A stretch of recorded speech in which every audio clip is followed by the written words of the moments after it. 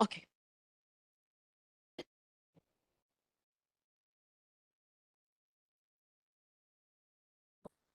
I hope it sounds better later on. But yeah, we can start now then. 6:31. Okay. Okay.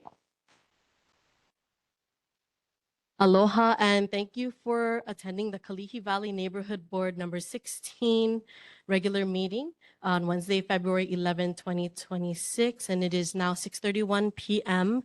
Before we go into the agenda, though, I did want to ask for a moment of silence for a homeless individual that me and a few board members saw leaving the Kalihi Kilohana stream cleanup because he was found the day after under the same bridge at the same stream.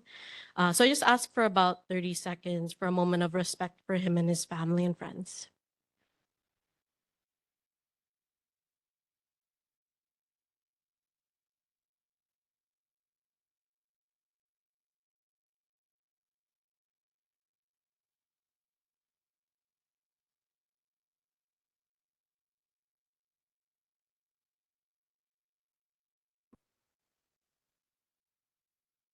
Thank you, everyone.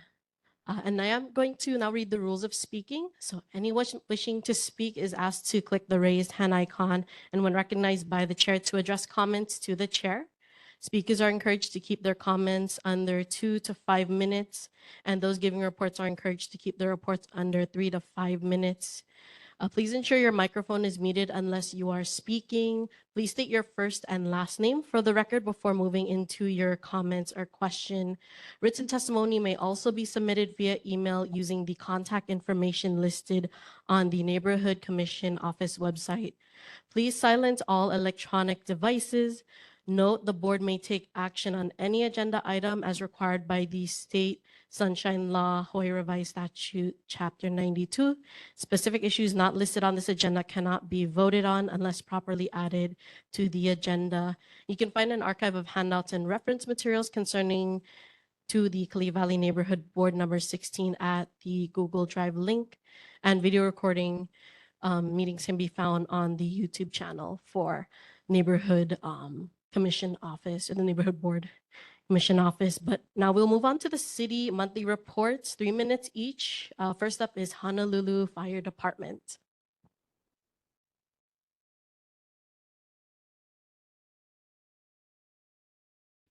Good evening, Kalihi Valley.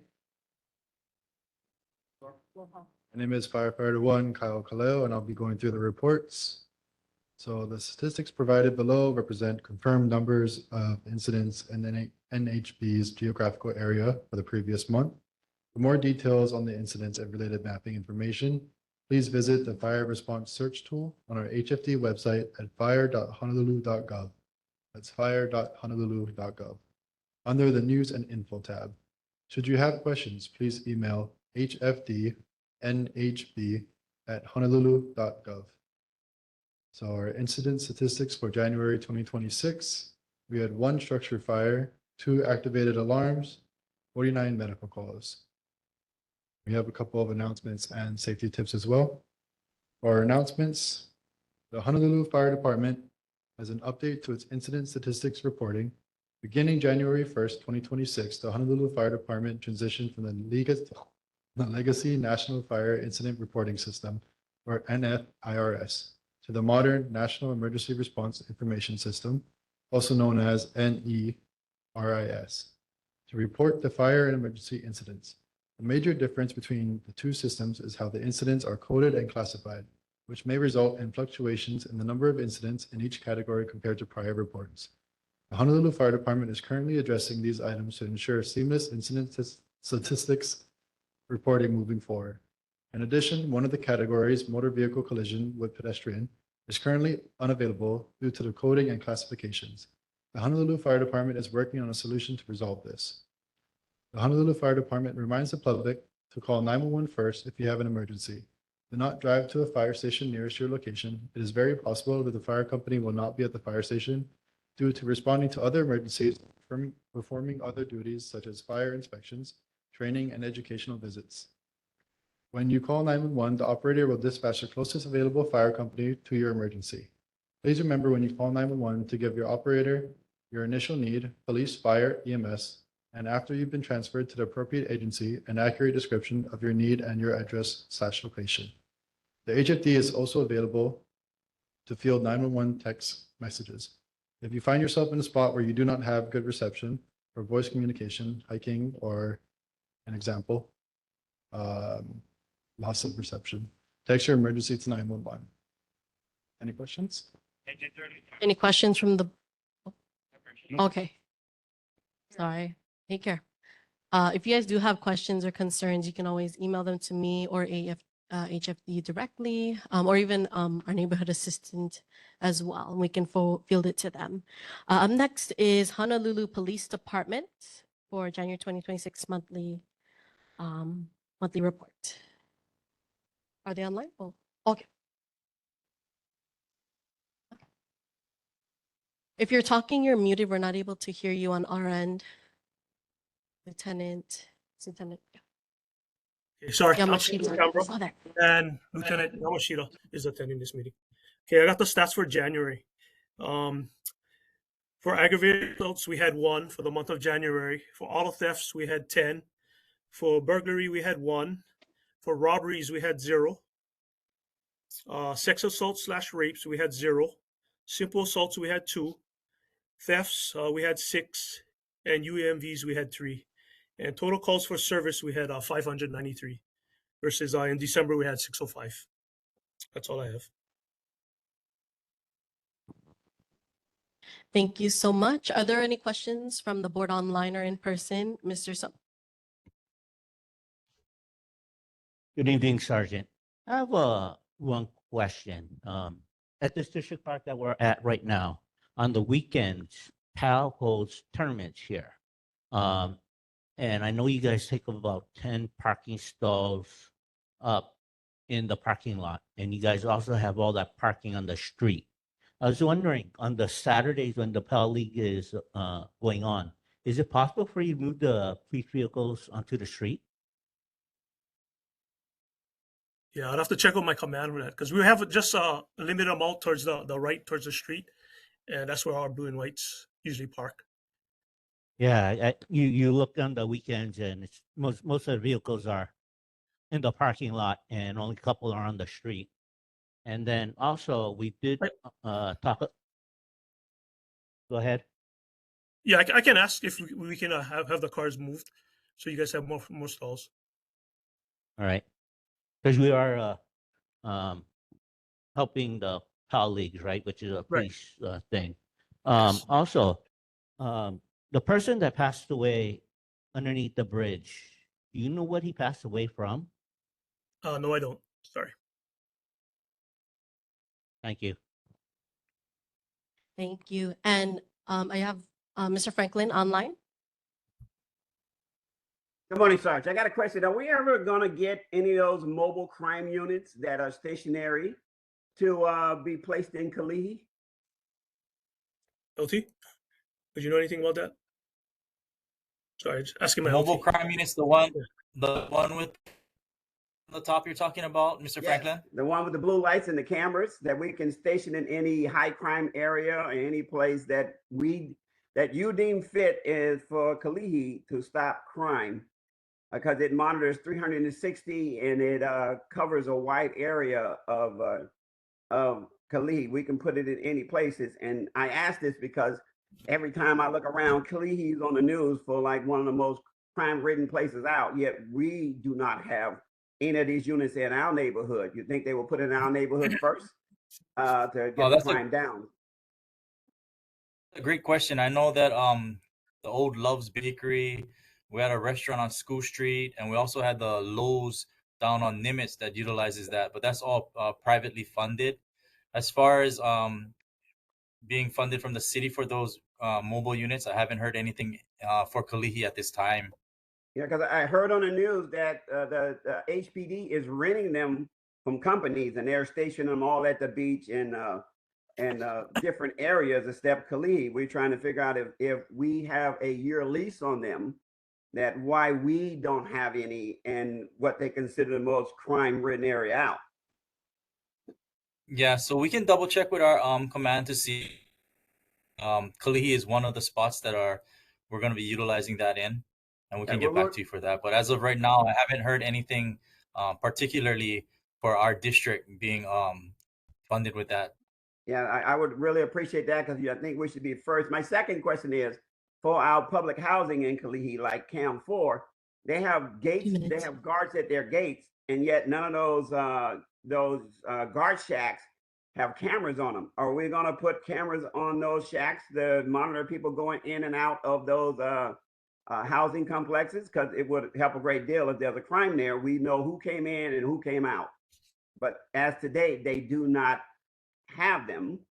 And my last question from last week was, is the police department ever going to deploy drones to fly over Kalihi or our areas instead of just when fireworks? Because now they have drones that sit in their own housing, and you can program them to fly over Cam 4 or fly over anywhere and return to the station, and you could download the footage without officers. So if we're 435 officers short, why are we not using this technology besides just to chase fireworks?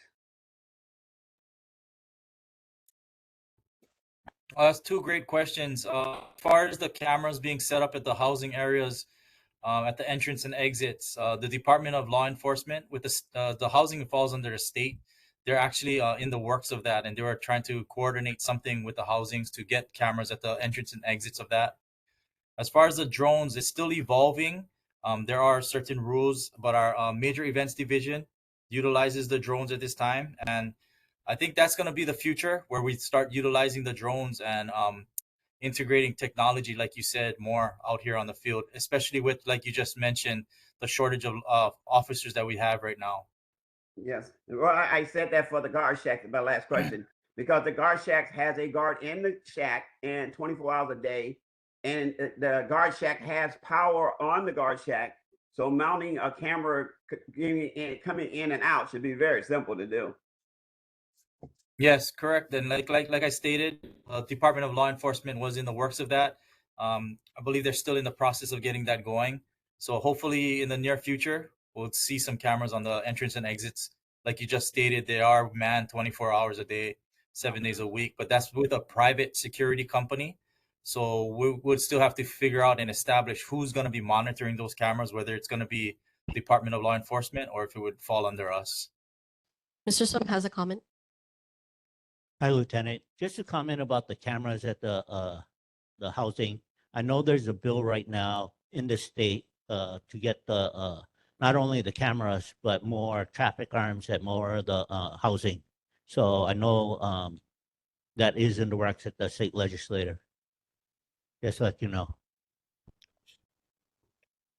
Oh, thank you. I hope that helps answer your question, Mr. Franklin. Thank you, LT. Any more questions from the community? I do see Mr. Ropati. Hi, yes. Check. Hi, yes, Rapati Liwa. So last meeting, we had a community member come in and her concern was brought up, but by that time you were done with your report, and so we didn't get an answer. So her concern was about on Kalihi Street in the morning. I believe it's the Evo side of Kalihi Street heading towards town. Sometimes there's vehicles parked in the area, but there's a sign that says no parking, I believe from 6:30 to 8:30 a.m. Is that correct? I'm not sure. Okay. Well, it also states that I guess it's no parking, but it's a tow away zone, right? And so what those who are violating the sign of the laws, all they're getting is a citation, but they're not, their cars aren't being towed. So instead of giving them a citation, can we just call the tow truck to tow their vehicles, even though they're in violation of the sign that's up on the streets? No, the tow company is going to want a citation attached to it before they tow it. Okay, because I'm just trying to kind of look at what I had is when I parked in the area, there was a sign that says, in violation, you'll get it towed, and my car just got towed. But I guess on private property is a lot different from the public side. That if there's a sign that says no parking, tow away, you still got to give them a warning. Private parking? No, No, no, we don't. We public. don't toll. What- Yeah, we don't what I toll on share private about- parking. I'm sorry. If it's No, no, private no. parking, What I share about. Sure. No, what I share about was my experience that I was on the private, and then it got told, even though I was informed. I guess private is different from public yes, violation. yes. Okay. So as far as that, they get the citation. How many citations do they get in order to get that violation, even though it keeps coming over and over? That's the concern from the resident. You only need one, and then we can toll. But we can Okay, cite one one every hour. every hour. Okay. Yes. Okay. Thank you. And so my second question is, I know I brought it up again multiple times about the speed in Kalihi Valley. Is there a way that we can monitor or maybe do an evaluation about speed in Kalihi Valley? The reason why I bring this up is because I catch the bus. And like I said, I would like to put my shoes in the residents' shoes in Kalihi Valley. And so a lot of our kupunas, they catch the bus. And the drivers are not, some are aware, and I can tell who's from Kalihi and who's not from Kalihi. Yeah, because those who are from Kalihi will pull to the side and give way. Those who've been here, they kind of just speed on and they don't really care. Some of them are close to me, and there's no sidewalks in the valley. So how can we monitor the speed and maybe possibly in the future put speed bumps in Kalihi Valley so they will actually slow down? You got any comments, My LT? question is about the speed, monitoring speed to do evaluation. So we can try and see if we can have officers out there more frequently to monitor the speed and possibly educate drivers and also conduct enforcement. But as far as putting out speed bumps or speed cameras, that would fall under the Department of Transportation. You might want to have to ask them to implement something that would slow the motorists down. But yes, Mhm. our officers are actually out there giving out enforcement for speeding in the area on Kalihi Street and the Liki Liki. Right. Because I know in Liliha, in Kuakini, and a 93-year-old, it just came on the news. She was struck by a driver, and she was on a pedestrian crosswalk. And so again, they're not being mindful of those who. But a 93-year-old, I think we really gotta look at our speed. And I appreciate you, officer, for your response and support. And getting back about okay, I'm gonna see the safety. Last and final one, I want to thank you guys for this past Sunday. Although it was hectic with the hard winds and you guys going out into the community and making sure the community is safe with the hard storms we had. So I just want to say thank you to the officers and first responders. Thank you. Thank you. I do see Mr. Franklin's hand up. You do have just 1 minute left, if that's okay. Just to clarify for the board, I studied the impound laws for Hawaii, and a vehicle can have 30 tickets on it, and it's not a reason to tow. It's unlike in other cities where a vehicle gets 5 tickets and it's mandatory that an officer can tow it. I think they're working on trying to pass a law to give the police officers the right to tow a vehicle once it has more than 5 citations. And the answer, Mr. Ripati, answer is most citizens cannot tow a car that's legally parked on the street. It's to keep down theft. So the police would have to come out and ticket and tow a car if it's on the public highway. Just to clear that up. And my very last thing is, when are we going to start citing for people parking with the new law 20 feet close to a crosswalk? Because when pedestrians walk in a crosswalk, you can't see them until it's too late because cars are parked either across the crosswalk or they're parked so close to it that they get hit. Thank you. 5 minutes. You can respond.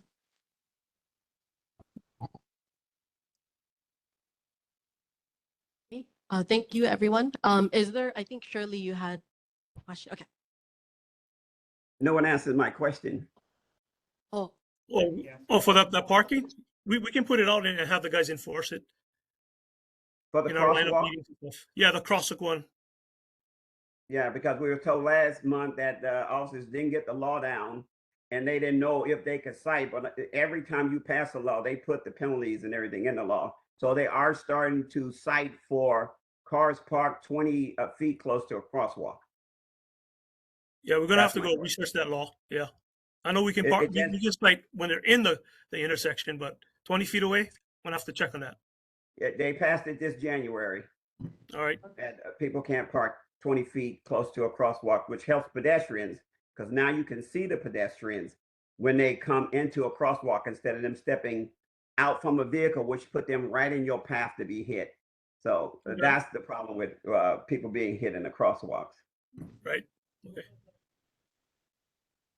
Thank you. Thank you. And Shirley, Hi, my name is Shirley Mike Shiro, and bring it down for you. I'm here on like behalf of the parking. I know we have to share this parking lot with the police department, with the city and county vans, and with the Kaibai and those school teachers that they can park. And I understand, but like I've come here before, and what happened is that and we got good response from the two lieutenants who was prior, but he did take initiative and move some of the blue and white vehicles on the Camquat Road. But what happened this past Tuesday and Friday, I go to water exercise classes, and there's also other people who come to lap swim too, so they need parking spaces too. But so this girl came and she said, "Oh, there was like parking right there by the stalls for where the blue and whites are parked." But one police officer told her, "No, you cannot park in the first 5 stalls." But that's the first time we heard of that. So we wanted some clarification if that is correct, Five stalls. Well, I know we got a certain amount of stalls, but I don't know the exact number how Ten. much. And You have 10. You have 10 stalls. We know that you have 10 stalls. Huh? No, but there was 5, the first 5 stalls. Some of the blue and whites went out, was empty, the stalls. But when she was, going around looking for a parking space, one of the police officers told her, "Oh, you cannot park in the first 5 stalls, even though it's empty." So that's why I just wanted a clarification, because that Tuesday too, they took 7 Minutes. parking spaces here because they're resurfacing the playground, and they said it's going to take a month. So now we're short 7 spaces right there.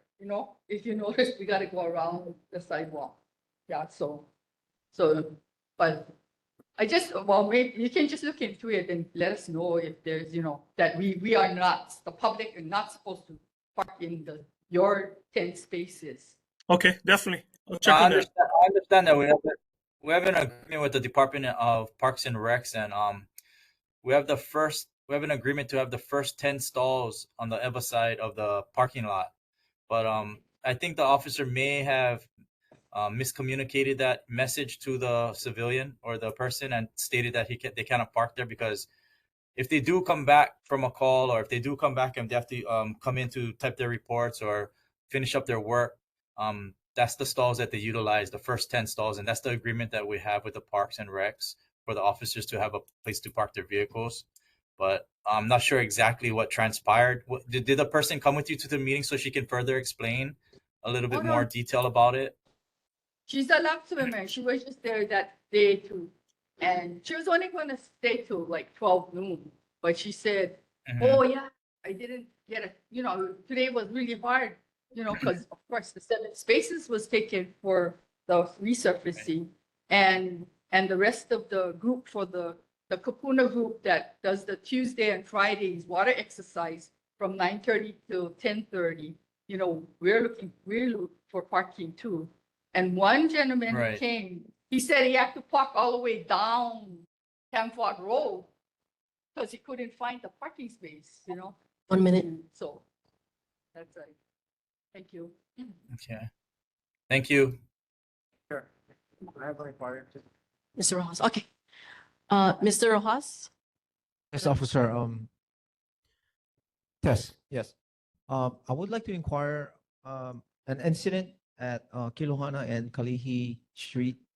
After our cleanup, there was an incident that happened at 9 o'clock, and it happened all the way up to like I think past 12. Just wanted to inquire what happened. I think that was on February 1st, right around 8 o'clock to 12 o'clock p.m.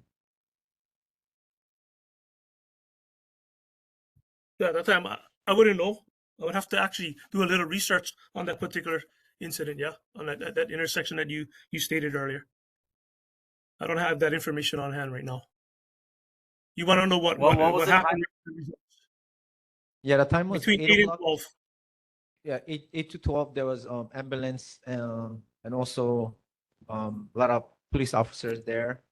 And we just did a cleanup before that day, which was on the 31st of January. And the following day, um, it was I was just really curious because I do my drive around, and then I didn't want to just come in and try to check out what was going on. I let you guys do your job, and it was my opportunity this time to just kind of inquire and ask question about that incident, if there's anything, something happened there, because we had people there that really helped us out clean that area, and I was really concerned if there was anything, anything that happened to them, or anything that you guys can share in a community. That's it. Thank you. Was that during the day or night? It happened 8 o'clock p.m. all the way up to early morning. I would say 12:30 to 1 o'clock in the morning. Okay, we can look into that. You said the second or the first? I'm sorry, February. I think it was the first, because we did a cleanup on the 31st of January. Okay, thank you. And if there are no more questions from the board or community, oh, Mr. Liwa. Thank you. So just a tip, because that same community member that also brought up the concern also shared a feedback from the police officer when she tried to complain about the trash bins also being parked on the street in the morning.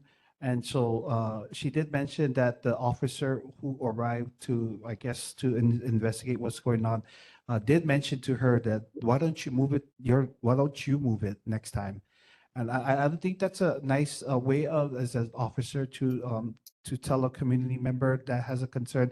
So she felt kind of sad that was the response from the officer. But I just want to share that out loud and put it on the record. As far as can we address those, as far as I know you guys get bombarded that we expect you to do this and to do that and give us all these stalls and so forth. But I appreciate you guys' time and the things that you guys do for our community to keep it safe. But at the same time, just be mindful of our community members. Just wants us to be safe and keep the roads clear for those who are going to work in the morning. So that's all. No response for that. Thank you. Thank you so much. And if there are no more questions for HPD online or in person, then, okay. Lynette has a comment. So I used to go to that water class, and I also experienced, Lynette Kumalai, Lee Valley resident. And it is frustrating to not get a parking stall when the city and county offers these classes, and they're good classes for our kupuna. So I just want to know, what is the purpose of you guys' parking lot? Because you have a parking lot, right? The police. Yes. So can there be a little bit more, aloha or just compromise for the elderly? I don't feel it's right when they have to park across the street or way down the road. They're elderly and they come for therapy with these water exercise classes. I would hope that within the time frame, they would be offered parking from 9 to 10:30. Yes, I agree. Okay, Like I said, you guys we're gonna check with our consider- command. We're gonna check Okay, with our we'd command if the guys appreciate- can actually park there in our stalls, the 10 that was assigned to us. Yeah. Gotta get back Okay, to you on I that. would- Thank you very much. All right, thanks. Thank you so much. Okay, and if there's no questions left for HPD, then I do want to thank you both online and have a good evening. Thank you. Thank you. Up next is Board of Water Supply, Iris Oda. She online? Okay. Yeah, I made it. Thank you. And sorry I can't be there since I had to go to a conference. So I report on the main breaks, and the one in January on the 28th, it was near 1621 Kino Street. So that was the one main break in January. And then we just have a general water announcement, our 2026 poster and poetry contests. So we launched our 2026 contest. The poster contest is for K through 12, and poetry contest is for grades 7 through 12. And this year's theme is everyday conservation. So the deadline to enter is February 27th, 2026. So for more information, go to our boardofwatersupply.com/WCW contest. And then, oh, sorry, one more notice. Kai, you know what? This might have happened. It happened today, sorry, but there's a Kai Vai Wednesday Instagram contest. So maybe they'll have it again, but it's a quick conservation challenge. Go to Board of Water Supply's Instagram, which is at BWS Honolulu. It was on the February 4th and 11th at noon, and it was a water contest trivia. So then you could win a 35-gallon rain barrel and a BWS swag bag. So go to boardofwatersupply.com, Kawai, and see, maybe they'll have it again. But I hope to be able to announce it next time before the meeting and before it happens. So, and that's done for my general announcement. Thank you so much. Are there any questions from the board online or in person? Seeing and hearing none. Any questions from the community online or in person? Oh, Dina, yeah.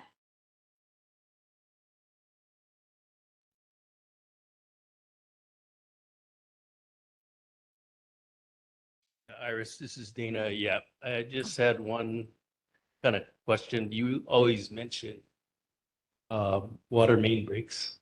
Mhm. That's about it. Is there a way you can keep statistics as far as how much water was lost and how long it took to get the thing fixed? Because, and also how much water can be saved. Oh, what was that? Because I think if you can save water, even though it's dirty, you can still water like Farrington's front lawn. So if there's a way that you can keep statistics as far as how much water was lost, how long it took, and how much was retained, so we can recycle water, because I know that's a pretty valuable resource. So if there was a way you could do that. Okay, so I'll ask that question. I'll pose it to them. You said the third thing is how much water they could retain? Yeah, how much water they could recycle or whatever we Recycle, reuse. if they're able to. Okay, I'll ask about that, because I know the priority is for them to get that main closed as soon as they can. So, but I Okay. will see what other kind of response I can get from them. And Thanks. last Mhm. one was any status of the museum. No, I haven't been given an update on that. So, Okay. but I'll That ask. was- I'll let them know we're asking again. Sure, it's always good to ask. Yeah, thanks. Okay, thanks. Thank you so much. And if there are no questions online or in person, then I want to thank you, Iris Oda, and have a good evening. Thank you. Thank you. Up next is residents and community concerns, 3 minutes each. Are there any residents and community concerns at this time? Okay. Seeing and hearing none. Okay, then we can move on to presentations. Kokua Kalihi Valley on Kalihi Ahupua'a ride Wednesday. It's actually supposed to be April 11th. It's not Wednesday. It's supposed to be Saturday. I'm so sorry. I saw April 1st, so I thought it was Wednesday, but James made a comment that it's usually Saturdays, so that's my bad. We're gonna have to correct that everywhere. So Saturday, April 11th, 2026. But did you want to come up now and present? Good evening. I'm Rona Mangayayam. I'm the Youth Services Coordinator of Kukua Kalihi Valley. And I want to thank the Kalihi Neighborhood Board for approving our request last year for the Kalihi Ahupua ride. And I am coming back to request again for your approval for this year's Kalihi Ahupua ride. But instead of me sharing or speaking of the success of the ride, I would let this video share its own story.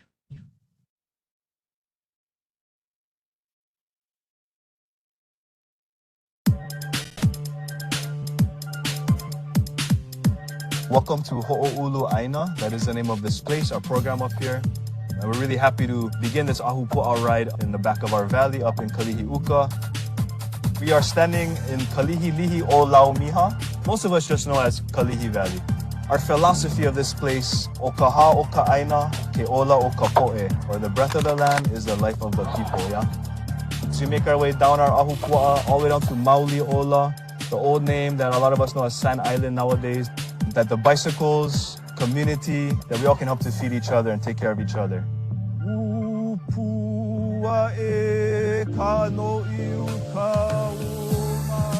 Ho'oluaina, that was our first stop. Then we ride down to here, K-Vibe. It's a bike shop. K-Vibe to me is like a second home. It has changed my life into a better person. In honor of the 28th K-Vibe's birthday, I want to bring Starsky, who's one of the most valuable youth here at K-Vibe. He would help the young ones, you know, with whatever they needed, money, clothes. You know, he was one of them. And I would like to bring Mikey. He was one of our youngest mechanics. He not only inspired me to look out for my own brothers, my own brotherhood, but it also inspired the Kuyas around him. Some people do our speech here. I did my speech here. I'm 13 and I've been coming here to K-Vibe ever since 7 years old. And for the past 6 years I was here, I was able to fix from 30 to 40 bikes in total. I like K-Vibe because it's like a second home for me. And if you ever decide to come here, we'll treat you like family. Testing. Hello everybody, name's Rylan and I'm one of the junior interns here at K-Vibe. Don't you guys like riding bikes? I don't. Anyway, we're here at K-Vibe and I was one of the mechanics on the ride, so I had to have a lot of tools in my bag.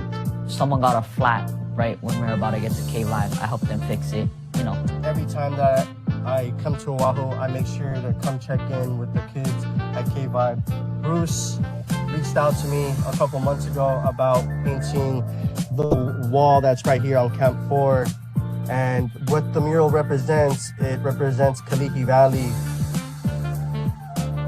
We all got on our bikes, was ready, police leading us as always. Our next stop was the Puea Cemetery.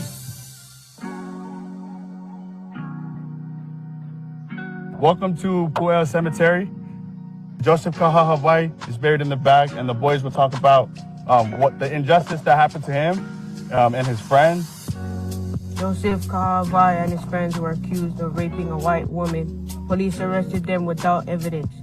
They were sent to court, but later dismissed because not enough evidence. Joseph later got kidnapped by 2 white guys and was tortured and killed. In today's world, we like to believe we've come far, that equality is within reach. But for many islanders, racism still lingers in ways both seen and unseen. But we are more than what society expects us to be. We are strong, we are proud, and we are here to remind the world that our culture, our people, and our future matter. My favorite part of the ride was giving my speech. All you gotta do is just use your voice. You gotta speak louder so they can see what's really important. After that, we went to Bishop Museum. Welcome riders to Ka'ivi'ula, the traditional name of the place that we are on right now. All around us, even in the urban sprawl of Honolulu, is the history of Hawaii. And if we look with open eyes and we listen for those stories about places, about people, about practice, both close to us and all the way into antiquity, we help to keep those stories alive. And then we become connected to those stories.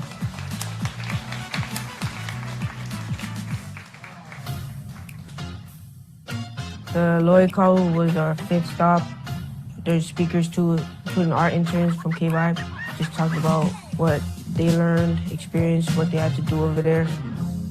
An Aina source that we all know grows from mountain tops to valley lows. Fertile soil, a gift so grand, sustains us all across the land. From muddy banks and dirty hands to eating poi with the fam. A humble plant, we treat them with care. You can also see it everywhere. I'm talking about taro, it's also called kalo. I hope you're listening and just follow. The leaves are green, might be the most beautiful thing you've seen. Sit back, relax, and enjoy the air. This plant also blossoms and grows just like my hair. My favorite part of the whole ride, I say, was just riding. We had to take a little break, crawl, just to save enough energy, rest well, just to rest your legs. Then we went all the way to Sandbox. That was a long ride. I chose the wrong bike. The mountain bike was not helping it. I was too slow. Take a BMX, it's very fast.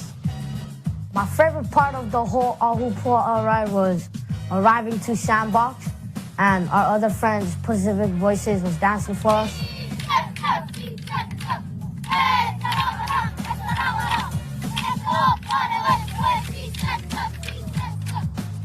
These events really show that, oh, Kalihi is something. Kalihi can be something. So these events kind of help us all gather together. Instead of one voice, 10 into 100, maybe 100 into 1,000. We just want Kalihi to be seen, be heard.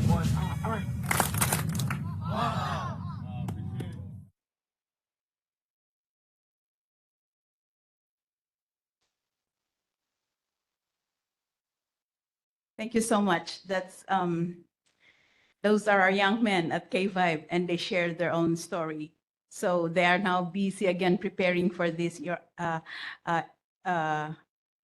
ride on April 11, Saturday, 2026. And we appreciate you again supporting this historic and always exciting event for our youth and for the greater community. Thank you.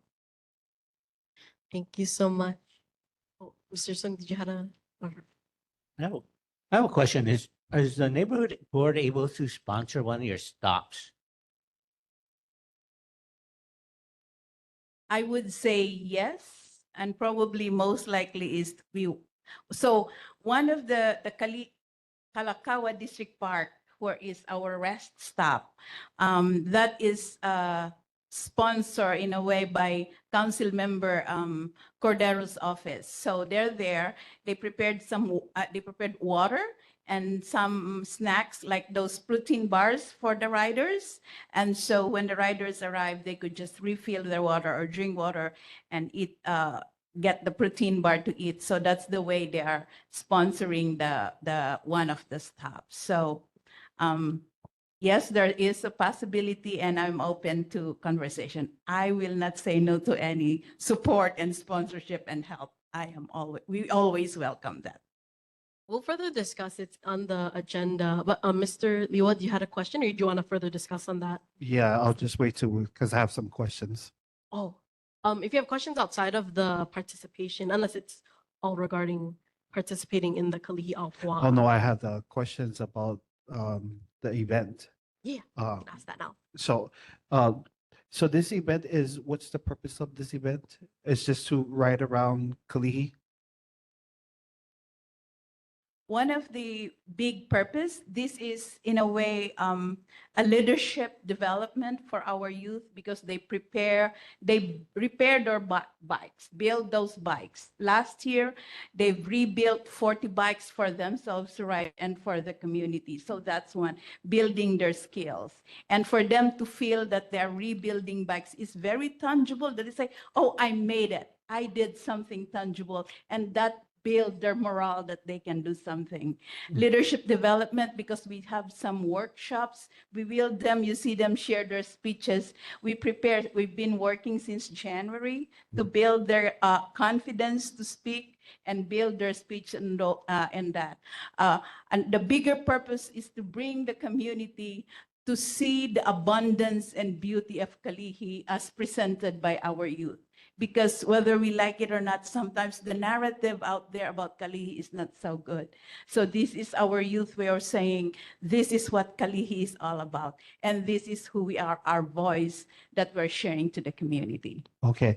How how has this, do you have any data or backing as far as those who participated are now contributing back to the community, like they're in the neighborhood board or they're running for office, or, you know, as far as how long you've been doing this, how many of them return back to give back to the community? Like they're probably in Kokua KKV as part of director, or they're part of another nonprofit organization. Like, how has many of them who went through this program are now giving back to the community?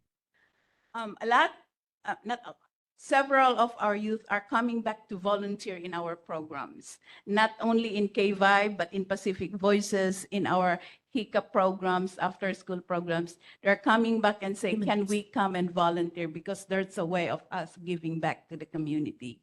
For the larger community who have participated in our rides, they're coming back and donating their used bikes for this for the community to reuse. And I have to say that because of that, it's not just the youth who are getting bikes. There are communities people who needs transportation, and they're coming to KVIBE to also get those bikes free for their transportation going to work and everything. So, and those who have the ability to donate bike parts, helmets and everything, they're reaching out to us and sharing those to our program. Are those who are donating from Kalihi, or you guys are reaching out to people who are outside of Kalihi that's giving back to your program? Yes, those are, because the ride is open to the community, not just within the Kalihi, and we have a lot. So they are also giving to the Kalihi in our program. Like the parts and stuff like that. What I'm trying to get is to, like, how does it benefit Kalihi, our community? So that's why I'm trying to get to, like, is our community giving, or you guys are asking outside of Kalihi to give? It's both. It's both. Yeah. In terms of how it benefits Kalihi, I don't have like the regular data. But for me, when we hear the stories that, oh, this is what you are doing, and I have these young people who welcome me into your KVIBE program and explain to me what your program is all about. When a community will say, okay, can I come and donate these 2 bike parts and all that? That to me is an indication that they see the goodness of what we are doing. Yes, no problem. And I don't disagree with your mission that you guys are doing. The only reason why I asked is because when we were youth, a lot of the Samoans were the bad ones, but they went through KKV, but they came back to Kalihi Valley District Park to help with the youth and those type of things. And so that's why I'm asking, as far as your teens that go through your programs, how do they give back to Kalihi, like, you know, back then? Like, so the AFY is also from a person that came through, you know, Adults Friends for Youth. And so, you know, I would like to see them give back to Kalihi a little bit more and helping their peers and peer mediations and so forth, and try to knock down with all. And it's not going to be one day. Your kids are good, and I love it. You know, I love seeing them learning the ahu wara, and, you know, Joseph. I know they talked about the Joseph at the cemetery down there, but I want to know if they really did the research and really thought about, you know, not just looking at the negative part of he was accused, he was, you know, by the howlies and so forth. And I don't want them to look at it that way. More aloha, and how can we fix it to make it a little bit better. So how can we fix Kalihi to make it a little better, versus people thinking like, you know, Kalihi, the youth, the teens, they're out there doing negative things. I always say, well, we need funding from programs from the state, the capital, the federal. They got to give back to you and help you so we can get these kids to get back peer to peer. Thank you. But Thank you. Are there any other questions from the board online or in person, or the community online or in person? Seeing and hearing none, we can move on then to consideration for Kalihi Valley Neighborhood Board number 16 to approve the Kalihi Ahupua'a ride. And I get a motion.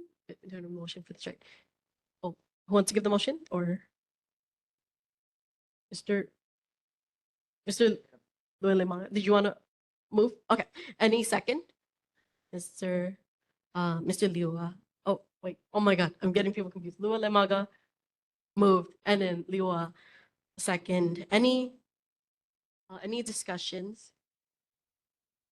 Further discussion to approve Kalihi Ahupua'a ride? If not, then we can just do a verbal, voice vote. Yeah. All those approve say aye. Aye. All those opposed? Any abstain? Seeing and hearing none. Oh, so motion's carried. Thank you, everyone. Next, we're going to consideration for Kalihi Valley Neighborhood Board number 16 to participate in the Kalihi Aho Pua'a ride. Any motion? Oh, Mr. Liua, motion second by Mr. Sung. Okay.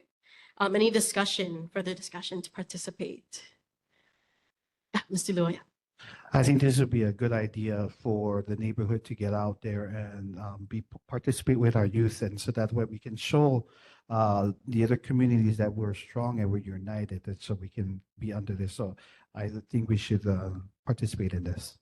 I agree. And I think what we can contribute is literally talking about what we are, which is Kalihi Valley Neighborhood Board. So I know it's about history, but we can also talk about what they can do now in the present to affect history, right? Which is the future.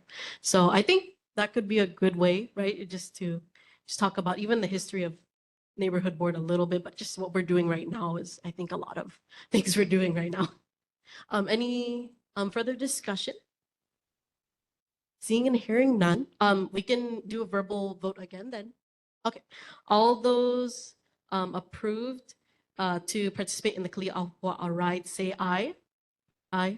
Any opposition? Any abstain? Okay, seeing and hearing none. Yeah, looks like it's approved. Thank you, everyone. We can discuss further details hopefully probably during maybe the next meeting or next meeting probably. Okay, yeah, March. We can talk even further discussion. But thank you so much, everyone. Up next, we have city elected officials, Mayor Rick Langiardi's representative, Bandmaster Clark Bright, who's online. Aloha mai kako, aloha. Can you all hear me? Yes. Okay, thank you much. Just a quick review of the mayor's monthly highlights, and the newsletter link is in the chat. It goes over some information regarding Kahuku District Park's proposed renovations, celebrating Black History Month in Honolulu. HFD, the fire department, celebrated 175 years. Ocean Safety has a new deputy chief. There's a new off-leash dog park in Makiki, and new UV systems to protect Kailua waters. Again, that link is in the chat. One just quick announcement is it's a reminder from Mayor. The city has launched a new and improved HNL 311 system. It was announced last month, but just a reminder, it's a new improved HNL 311 system.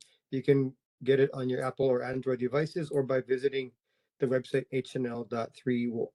hnl311.com. Several department issues to follow up on from the previous meeting.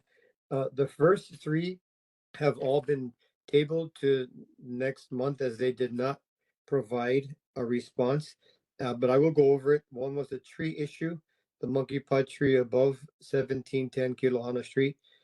So DPR will get back to us by the next meeting.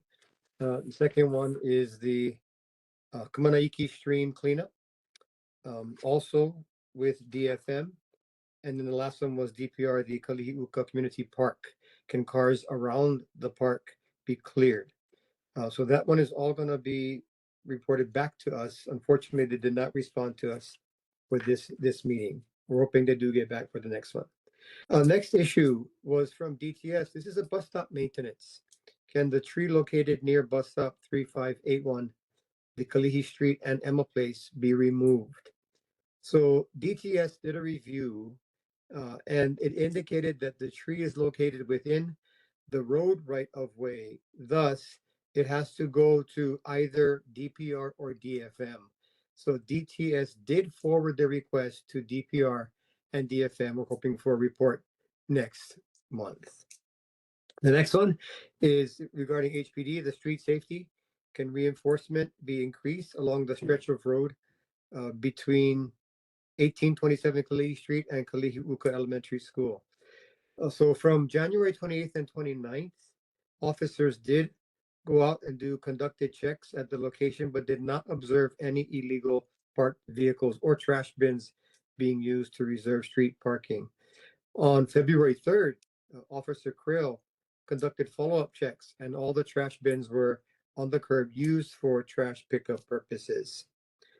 The next one is also HPD, and this is the turnaround area. Can enforcement be increased at the turnaround area near 1718 Lehua Street? And this one I'm happy to report. From January 27th to 29th, officers did make conducted checks, and they cited 2 vehicles for illegal parking. And then again, this is your neighborhood board working for you. Your eyes are out there, you're seeing it, and they did cite 2 illegal cars parking there. They'll continue to make checks. They did suggest that if you have any other requests, please call 911 for further checks and or violations. So thank you again for that. And the last one was from DPP. It was regarding Bob's Barbecue permitting. So DPP sent back a very detailed response. Basically, there's 2 things that the Bob's Barbecue is still working on with the permitting process. And one involved call out to a new permanent drain inlet filter to be installed on the existing drain inlet, and 2, revise an Appendix G form. So they are working on it, and we hope to get that as soon as we can so we can continue the process from DPP. Okay, that's quite a bit, but thank you very much. That's all I have, and open for questions, Chair. Thank you. Any questions from the board online or in person? Mr. Sung? Thank you, Ben, Master Clark. Yeah. The city council just passed an increase in bus fare. I don't know what the rates is going up to. Does the mayor have to sign the increase, the bill? That's a good question. I am not sure. I would believe usually he does to finally confirm it, but I can double check to make sure. Because at the last Kalihi Coalition meeting, they want to submit a petition to cancel that increase. And that's what they're concerned with. So. I see. We'll follow up. You had another question? Wait, Mr. Sung, do you have another question? Okay, he needs to move. Oh, for you, that's it. Thank you. Thank you. That's it? Okay. Mr. Leoa, and then Ms. Frank. I do see Franklin's hand up out, but we'll do Mr. Leoa first. Okay. Thank you. Mr. Franklin? Good afternoon. Bandmaster Clark, I want to know if the mayor can work with the chief of police to have 2 of those crime mobile units assigned to Kalihi to help get down some of the crime that everyone keeps saying is in Kalihi. Got it. I'll send that in, see what we can do. Thank you. Thank you. Do you have a question, Mr. Franklin? Oh, okay. See your hand up still, but No, I do not if have one. not- I'm sorry. okay, no problem. And Mr. Leoa? Yeah, just 2 things. I want to thank you. I saw your performance at the Pearl Ridge Mall with your band, and so I just want to thank you for that. Is there any way we could have a performance here in Kalihi area for the band, the Honolulu band? Because music speaks to us. Absolutely. We do have quite a bit of performances in the Kalihi area at various schools, adult daycares. We've been performing at the parade as well, the Christmas parade, not this past year because we had a big concert. But if there's a desire, by all means, if you call our office, 768-6677, you can request, have a date and a purpose in mind. If it lines up with our schedule, we'll go ahead and process it through, all free. If our schedule is not available, we can work with you to obtain a date that it might be available to work on. The band right presently is quite busy, but we're open to serving our community. That's our number 1 purpose.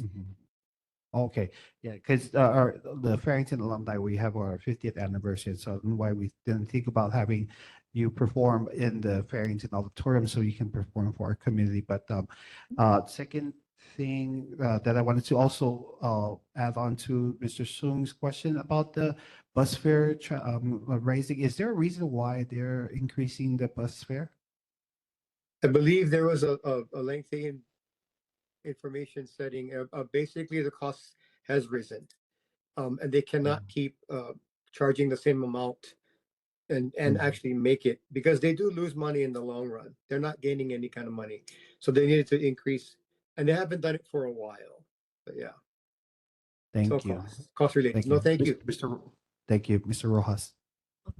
Mr. Rojas? Yes, I had one. I have a question for Hi. some concern as far as, is it lawful for um landlords to overcharge property tax to renters? I do not believe it is lawful for them to do that, but I would need more information about that. And if it's as an individual concern, we can definitely check on it. Yes, it's questions from certain people from this community. It just says, it's for example, one good example is if a landlord pays property tax and there's a certain amount that he is paying as property tax from the city. Is that unlawful for that landlord to overcharge what he is being charged for his property, and then pass it on to the renters or tenants? I'm sorry, I'm just want to get the question correct. You're saying, is it unlawful for the property owner, the landlord, to overcharge its tenants for the property tax? Yes. I don't believe that is lawful. But again, to address that specific issue, we would need probably to gather information offline to see if we can help that individual person if that is taking place. Thank you. Thank you. Thank you. Oh, you can go with the mic. Can you say your first and last name, please? And thank you. Hi, my name is Fatea. I have a question to the mayor's office. The facility here at Kalihi Valley, the boxing gym has not been operated. You have a broken down side of the building where the water cannot be contained. When is that going to happen? Because now you're fixing the grounds for the playground. But this building here has been in that situation for over 10 years. And then you have a wooded floor in the gymnasium downstairs that you have Band-Aid, the termite situation you have. The workers came in and they puttied the ground without fixing the termites. But that only gives the termites an opportunity to travel further into the courts. So the question is, do we have any funds to finish this gym, or are we just going to let it rot? Because this is a safe haven for our kids in this community to come and play sports in. But there haven't been any boxing in this gym, and basketball and court play is very limited. Absolutely. That's a fantastic statement, Fatea. Thank you so much for that. It is one that has been resonating for years at this board meeting as well. I know there are plans to assist in the rebuilding and maintenance of various sections of it. I do not know where the boxing area falls in line with that, but it is something that we do want to take care of. They are working on it. I believe one of our council members reps may have even more information on the timeline as to what's taking place. They are working on the gym. It's not going as fast as we'd like to, but they are working on the gym area. And I have one more question. Sure. When the gym opened up, we had 3 maintenance workers. Now we only have 1. So the floor is really bad maintained. We as volunteers sweep the floor so the kids can have a safe place to work on, to play on. Got it. There's very bad maintenance here. What are the city doing in filling? Because the organization for this park is 3 maintenance workers. We only have 1 now. You guys don't even sweep the floor at all. You don't. The volunteers that are doing it. So I'm asking if you guys can help with that. Either hire more people, or we're going to end up be like the police department, short of 400 people, putting them into harm's way when they're doing their job. Thank you, sir. No, got it. Thank you for that. We will put that request in. Thank you very much. Thank you so much. And Are there any more questions online or in person? Mr. Yap.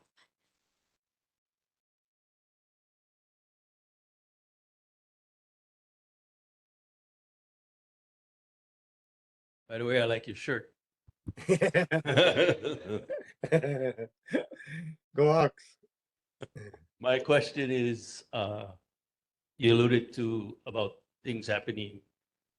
Did you guys lock in the date for Black Friday for whatever your event was? Can we still plan on having you guys at the parade? Presently, it is available. I would put it in as soon as you can. Yeah. Okay, okay. We would love to come back here for sure. Okay, thank you. Thank you.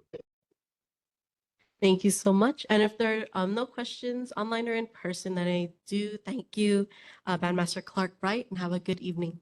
Thank you. You too. Aloha. Aloha.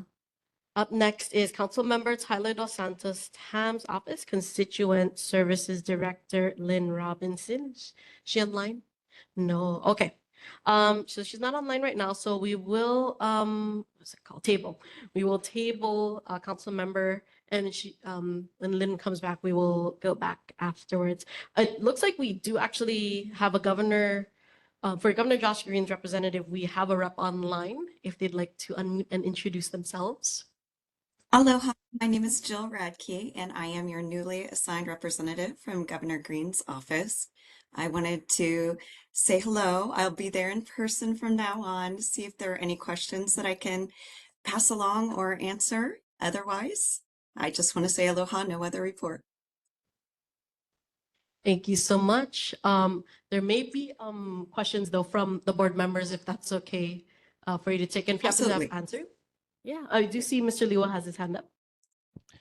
Yes, I want to thank you for coming because I did have that question at the last meeting. Since I've been on this neighborhood board or attending the neighborhood board, we haven't had a representative from the governor's office. And so I felt as a community member at that time that we weren't important to the governor to actually have a representative come. So is there a reason why only now you're coming to our meetings? I'm not aware of any reason. I know as soon as I was made aware there was an opening, I jumped up and took it. And I know that you're extremely important, I know, to the state and to the governor's office. And I thank you for raising that. I'm glad to be valued and needed as a member of this team. So with the neighborhood board. Thank you, thank you. We know our community members do have some questions for the governor. So I'm glad now you're going to be here so we can actually get answers from the governor's office. Thank you. Absolutely. Thank you. And Mr. Franklin online.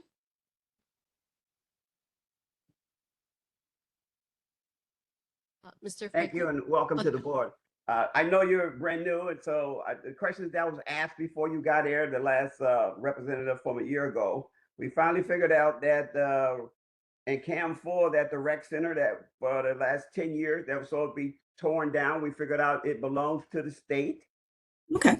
And that the state, and we're trying to figure out where it's at in demolition and rebuilding it, coming up down the road. So that's for next week, because I know you don't know now. And the other thing that we had was that the state is in charge of that property. And we want to know why there are no community activities in there for the residents to uplift and empower them that the state provide. Every time we get talked about that, we are told that other organizations like nonprofits have to lift up the state and do the work for the state. But seeing how it is a state property and trying not to have the cycle repeats itself for these housing developments with, you live there and your kids and grandkids live there.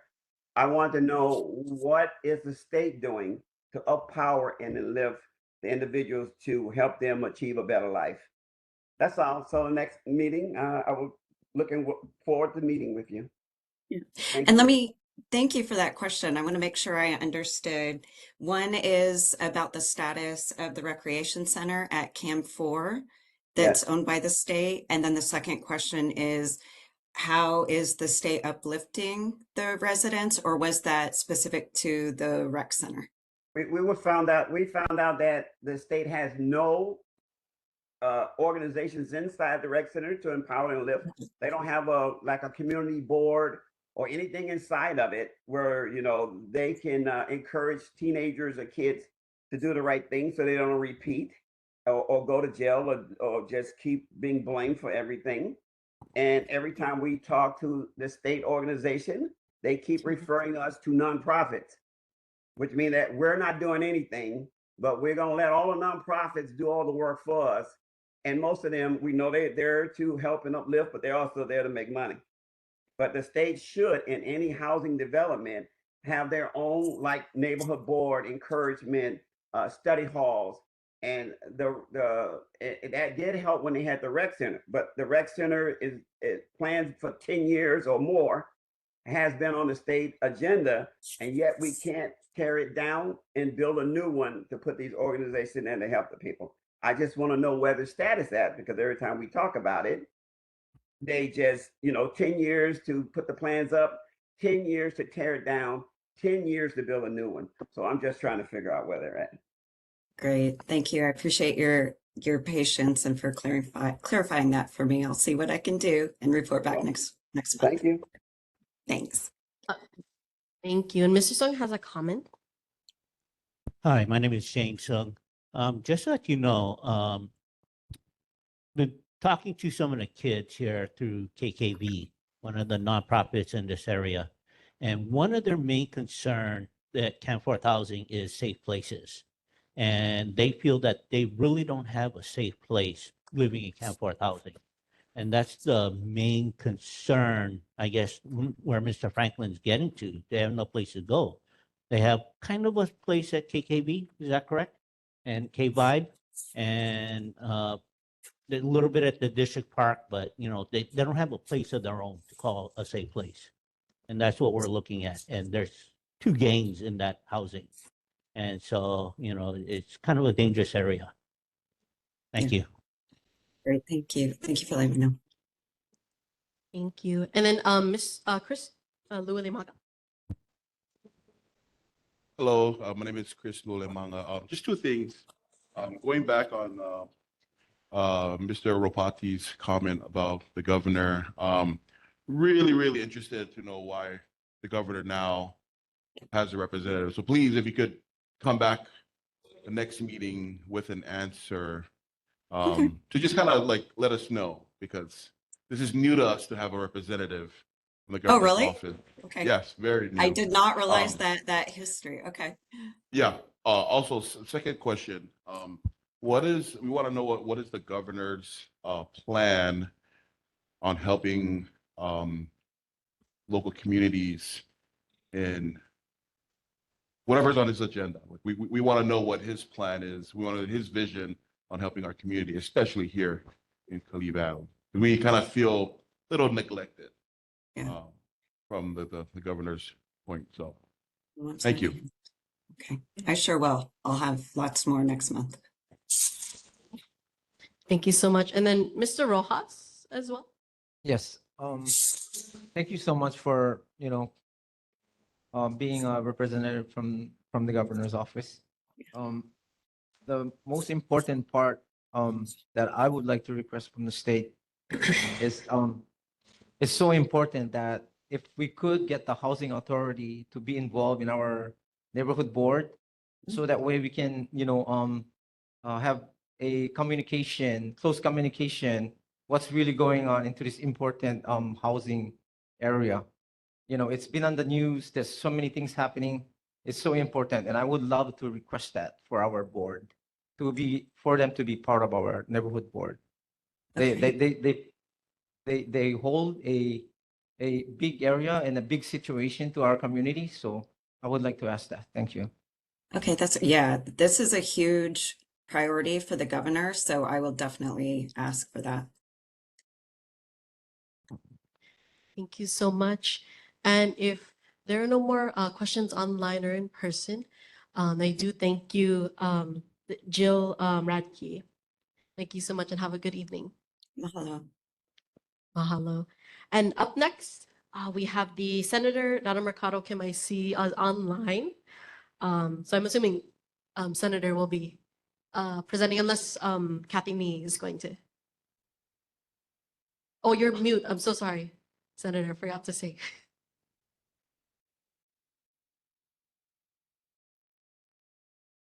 I think. We or are go. you trying to- I'm so sorry, Okay, there we but I'm just happy to be here. Apologize last week, you know, a lot of conflicting things going on. Also have two neighborhood board meetings that start at 6:30 today, so on Thursday, so that makes it also difficult. And then there was an emergency that happened with my representative last week. But my community report was sent out then, and it also sent out digitally this week, and we did respond and sent out information from last month as well. I'm going to start off first of all by just talking about the Ahihi Street footbridge. And the reason I'm bringing this up now is because I did have the opportunity to meet with the mayor on other issues regarding affordable housing and how people are being charged property tax when they don't even are able to get the homeowner's exemption because of deadlines and so forth. So at that meeting, I took advantage of it and asked him about the Ahihi Street footbridge because we did receive information that it was not part of the top 3 on their priority list to fix the bridge. So I made a case for that, and the mayor promised that they would look into it and look at the priorities and get back to us. So just wanted to let you folks know on that. As far as the legislature, I have been the higher ed chair for many, many years. And this year, I've been asked to be also the chair for lower ed for K through 12. So they've combined my committee to include lower ed as well as higher ed. And because of that, I have been certainly focusing on education issues. I know this board is very, very concerned about what's happening to our youth, about their education, and also concerned about accountability and the budget and the monies and where is it going and why isn't Kalihi getting their fair share. And so these are areas in which I am constantly looking into. Senate Bill 3332 is a moratorium on state-funded travel. We learned that there are millions of dollars being spent on state travel. And DOE alone had 14 trips to South Korea within 3 years, and they spent over $700,000 on these trips. And I know the University of Hawaii has 447 pages of trips, millions and millions of dollars. And one example of just one person traveling, that person traveled 61 trips in a year, totaling over $30,000. Now there's only 52 weeks in a year, and so they traveled 61 trips. So that gives you an idea how out of control this is. And so this bill calls for a moratorium so that we can get a handle on that, getting accounting and so forth, because there is a lot of wasteful spending that is going on. And it's not a moratorium on all travel. We're still allowing for trips that you have to go because of your job, because of court requirements to attend court. There are certain things, and so we have put in exemptions into this measure. So I think it's a very balanced measure, but yet there, you know, these agencies are speaking against this measure. They just don't want it. The other area that I've been working on is Senate Bill 2877, and I'm calling this my story maker bill. What this bill does, it's targeting the Kalihi schools, 8 schools in Kalihi, Title I schools, and it's a measure that will be focusing on the 5th graders. And what it will do is it's a pilot project, and it designed so that students can be an author. They can design and publish an online book using platforms such as Mixbook, Shutterfly. Students will choose a topic of personal or community relevance and produce original content that may include writing, drawings, graphics, and photographs. This pilot aligns with best practices for project-based student-centered learning, not the teacher in front of the classroom lecturing, but actually having the students participate. It strengthens their writing, their communication skills, critical thinking, creativity, problem solving, digital literacy, and engage the students. It also involves the families, so the families will take pride in this book once it's published, and the student will take pride knowing that they can be an author, knowing that this is something that they can also share, and the schools are going to hold these showcase of these books. And I saw this on Kauai with the Nihia House schools who've done that. And the pride that these students have is something that I think we in Kalihi and our students need to have something like this. And yet the DOE today, we had the hearing on it, they said they could not support this measure. They said that it's financing, it'll strain their financial situation. And yet we're not asking them to spend their money. I'm even volunteering to get sponsors, but this measure is not going to cost a lot of money, maybe $30,000 to $50,000. That one trip, one Korea trip they spent, it was $50,000, that one Korea trip. And yet they've added on upper management, 2 deputies that's going to cost, $500,000 to add on all of these people. And so it really bothers me. And then they say that, that it's going to be a strain on Kalihi schools.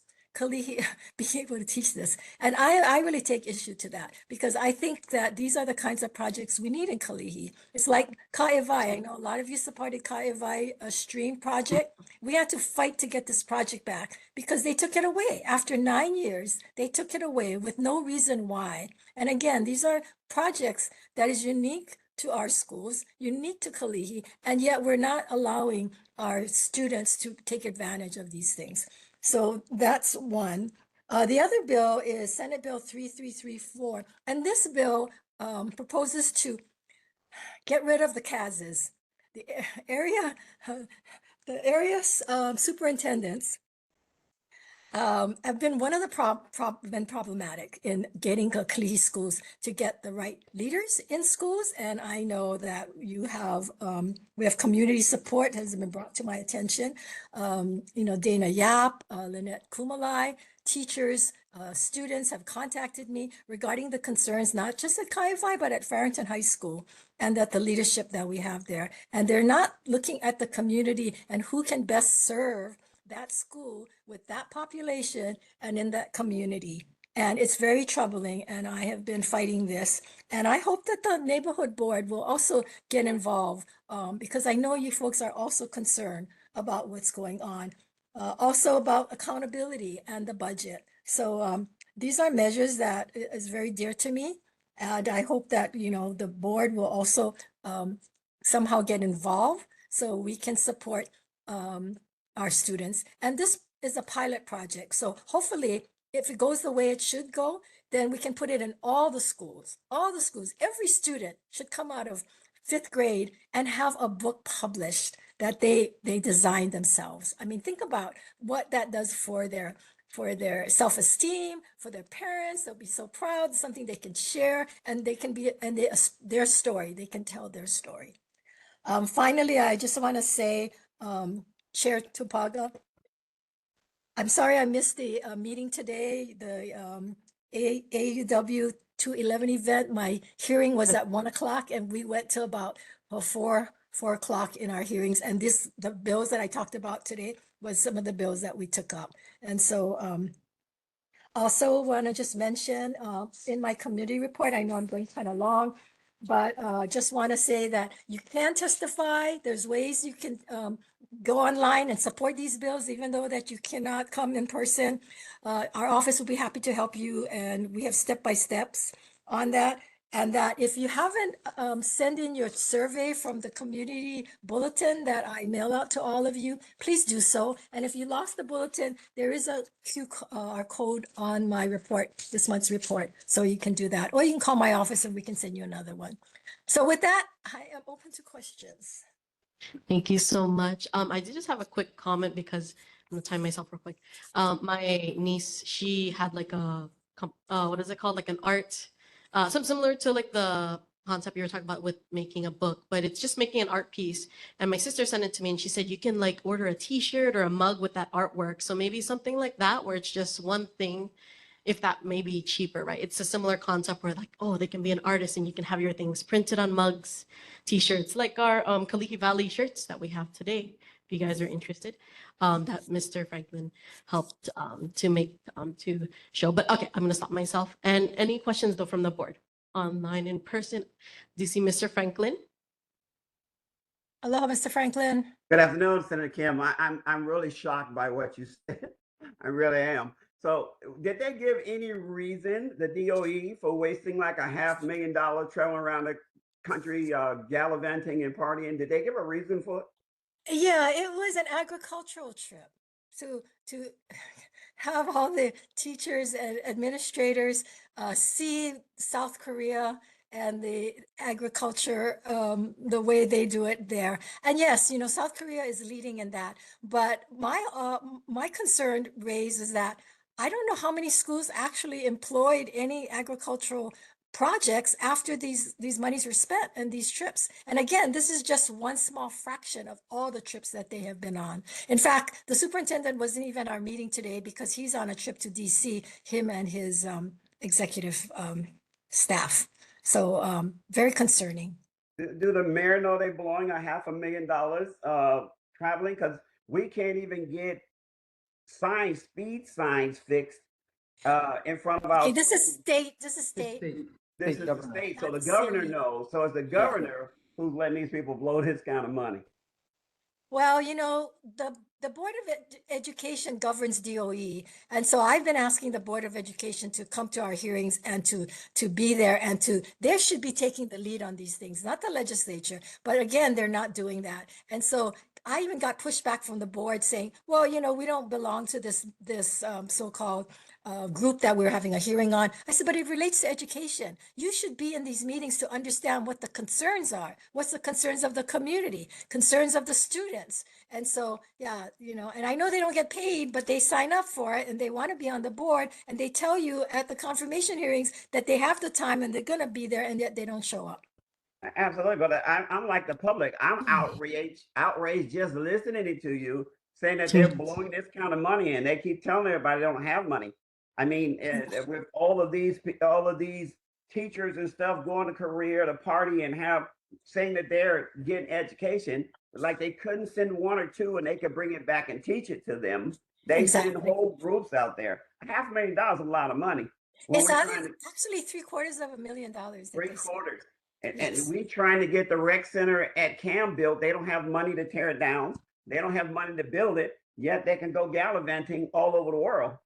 That's upsetting to me. So I'm going to look at Bill 2877, and I'm probably going to write an op-ed on it, on how much money that the state lose with the approval of the governor, that he is allowing this to persist. This is crazy. It's Senate Bill 3332. Which one is 2877? That's the story makers one. Thank you very much, because I am going to write an op-ed. This is outrageous. And if you read the Civil Beat article, they wrote an article a couple of days ago, and they showed all of that, and they showed actual paperwork that they didn't even bother to fill out when we asked them. 217 pages of blank columns with no information. That's going to be an outstanding question for the governor rep next week when the governor rep shows up, because if he's talking about all the fraud and stuff when he's on TV, I mean, they should absolutely shut this down and put that money into the housing development they own, to the rec center that they own. You can't blow that much money and then expect everyone to just sit back and watch it. I mean, this is shameful. So Randy, that's just one entity, DOE. You've got UH with 447 pages of trips. And like I said, that one person with 61 trips in a year. And then you have, all of the departments. I have a list of all of the trips. And so it's huge money that is being spent across the state. And that's why if you can come and when it goes to the House, testify in support of it, because the agencies are not supporting it.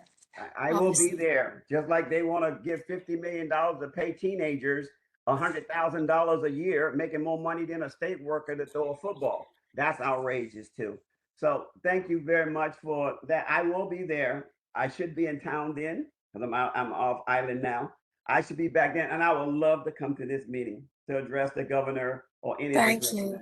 And I think we're going to hold DOE accountable. And so even though the bill on the CAS, that they're so top heavy You know, they added on 2 more deputy superintendents, and then they got secretaries and they got assistants, and it's so forth and so forth. It's very troubling. And then these CASs are the ones that decide the principals for our schools, and they're bringing in people. I'm sorry, and you can hear from some of the other community members, but they're really not don't understand our area, understand our kids and the I and the understand. The population. governor is the chief executive officer, and he should be able to explain it, or his representative. I'm. Thank you very much, ma'am. I appreciate Thank it. you. Thank you so much. It is 8 o'clock, so we do have 30 minutes left here. We'll move on to, I would heard, is it Simin? Okay, Mr. Rojas. Senator Kim, there was a Yes. very important number that you brought out on one of your statement. Mhm. And you know what I seen was the DOE, they have $70 million that goes to their food system, which is what feeds the students Mhm. in the entire state. And for our local, for their local purchase, is only 5 million. Is there a way that you can influence the DOE more? Oh, Or absolutely. We have bills that require them to reach a certain level. Even the University of Hawaii, they're supposed to be at 30%. They're like at 5% of Yes. buying local. And so that's But- one of the things we're doing as far as central kitchens and working with the farmers. Because once the farmers know that we're going to purchase their products, they're going to grow them. And because they know they can sell it to the schools, and that, you know, we will prepare those foods. But yes, we have been working on this for a number of years. Yeah, what's Again- really important is that the money is already here, you know, that is being provided. So, you know, if you can keep that money here instead of buying from the mainland, I think it's more Yes. important for us Yes. to tackle that down. And I think that's a really good number that you brought out. And then also as far as the teachers going to Korea to learn about, you know, the high ag technology, I think we can provide that in our own community. You know, we have a lot of professors from the University of Hawaii, and I think we all can work together. And also the farmers, that's like me, for example, I think I can participate in our community for you know, with the STEM system and also for ag technology. They didn't have to send that many people, and they sent a lot of administrators, non-teachers, on these trips too.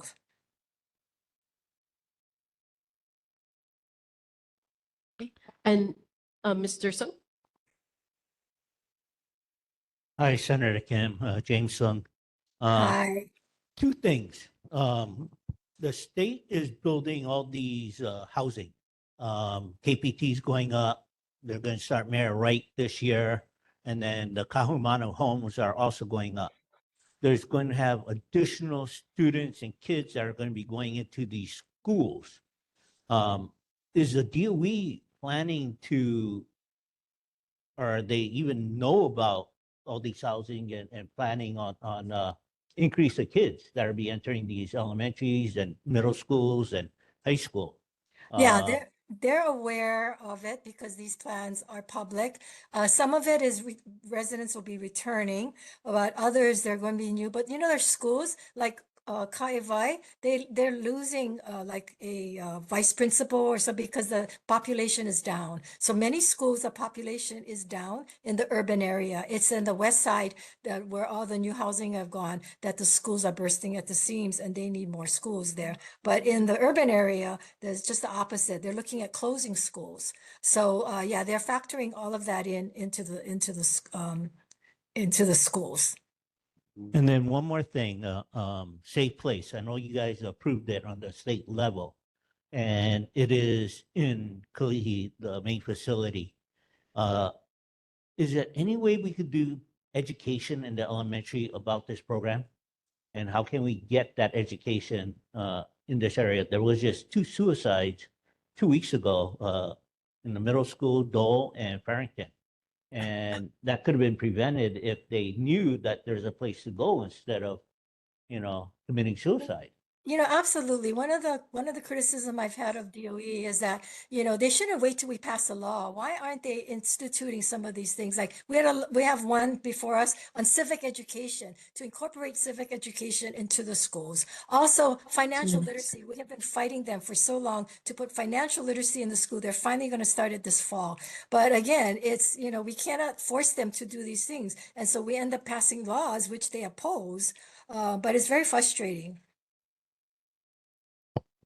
You can ask the Board of Education to step it up so they can make them do those things. So how are we able to reach out to the Board of Education? They have them, in fact, they have a meeting tomorrow. Their meetings are public and it's also televised, Board of Education. Mr. Liwa. Yeah, Senator, thank you for everything that you do, especially for Kalihi. And you're a proud Kalihi girl, and so I'm glad that you're fighting for, advocating for. And a governor. It's a governor. Yes, always and a governor. You're advocating for our community, and so I appreciate you that. It's all over TikTok and social media. You know, I'm glad that it's being put out there, but the community is talking about that. So keep sounding the alarm, and we are now aware of this unnecessary spending that they're using. As we could use it here in our community, especially in our invest in Hawaii. You know, we've survived this long, so I want to thank you for that. Yes, so just remember, I'm only one vote, so we need the support in the community to come out so that my other colleagues that not from Kalihi will be supporting our bills as well. Thank you. Are there more questions from the community online or in person? Oh, Lynette Kumalai. Aloha, Senator. Aloha, thank you so much for all your support. Oh, and thank bringing you. this to my attention. Thank you for your commitment, your perseverance, your passion. You are truly a Kalihi girl who went to Farrington, entered to learn, and you went forth to serve.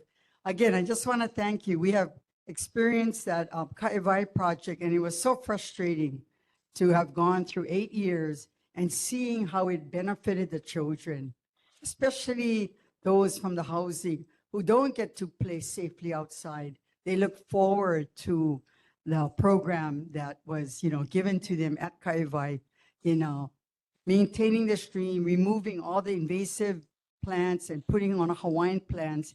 And we do see a change in the principals that have come, that are now on board. They do not have a heart for the Kalihi kids.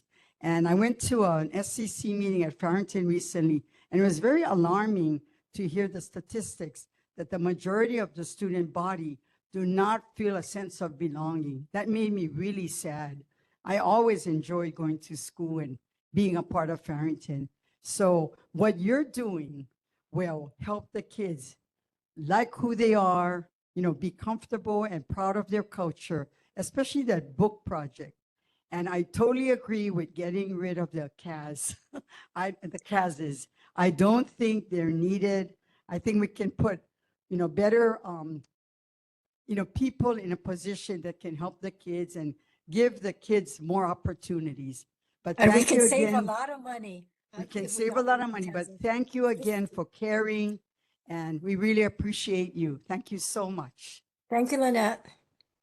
And also thank you to Dana Yap as well. Thank you so much. If there are no more questions online or in person, then we can move on and thank you, Donna Mercado Kim, and have a good Thank evening. you guys. Appreciate that. Okay, up next we have Ikai Kahasi, who is here in person. Thought you were online. I just saw a bunch of you guys.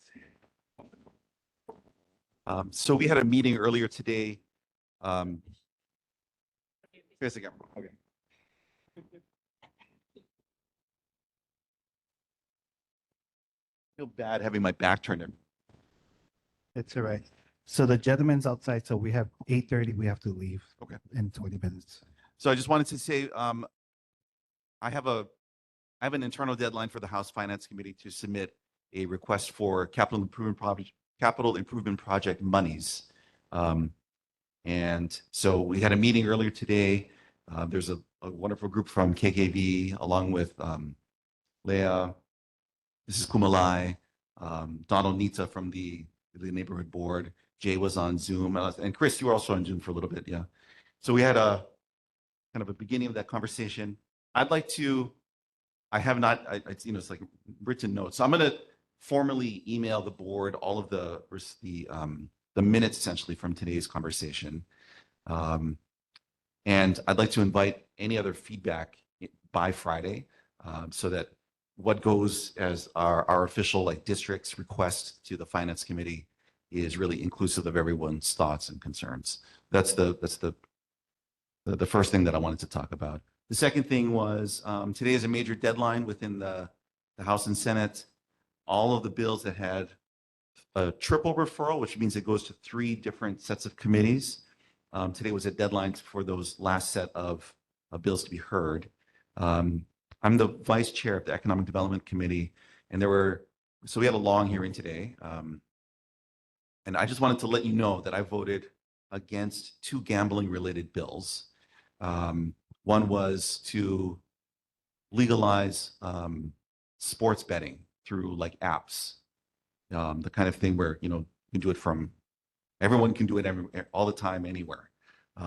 There was one bill on that. Another one was a bill on cruise ship related gambling. So I just wanted to let you know that I did make those 2 votes. And I'm happy to discuss with those issues with you now or individually if you'd like. Well, I was gonna say to save time, just Yeah. because we have about 19, 18 minutes.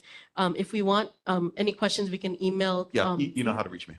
You can email directly to Ikaika, or you can also email me, Jeffrey, or to Ikaika. 3 of us could also put all 3 of us together and CC, just to save time, if that's okay. Yeah, thank you. No problem.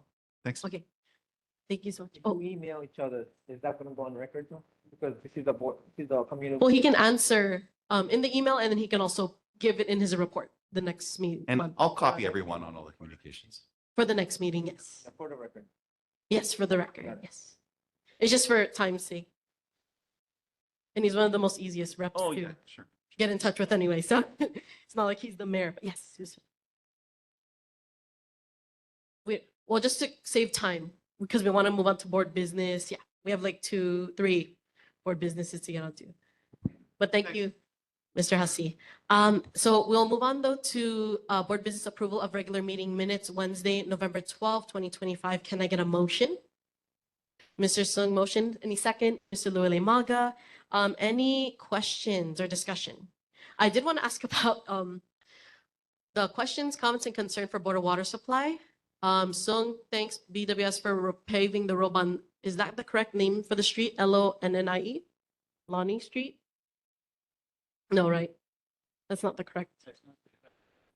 Page 2, yes. Do you have the correction? Do you know what it should be, or? I'll double check the. Okay.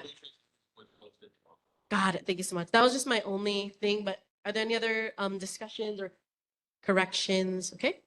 If not, then we can take a vote with the amendment that I mentioned for the change of the street name. We can do a verbal. All those in favor say aye. Aye. Any opposition? Any abstain?